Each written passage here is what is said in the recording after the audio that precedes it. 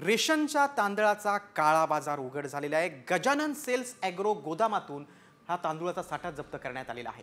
गोदामावर छापा टाकत जिल्हाधिकाऱ्यांनी ही कारवाई केलेली आहे। रेशनच्या तांदळासह डाळीचा देखील साठा आता जप्त करण्यात आलेला आहे। गजानन सेल्स ॲग्रो असं या गोदामाचं नाव होतं आणि ते जिल्हा प्रशासनाने कारवाई केलेली आहे आणि मोठ्या प्रमाणात तांदळाचा काळा बाजार झाल्याचं उघड झालेलं आहे।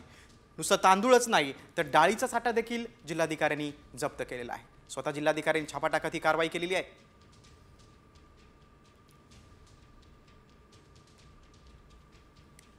गोदामावर छापा टाकण्यात आलेला आहे।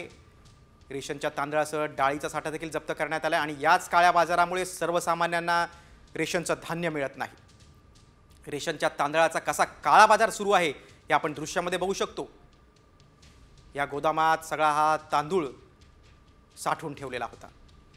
याची माहिती मिळताच जिल्हाधिकाऱ्यांनी छापा टाकला आणि तांदळासह डाळ देखील जप्त केलेली आहे।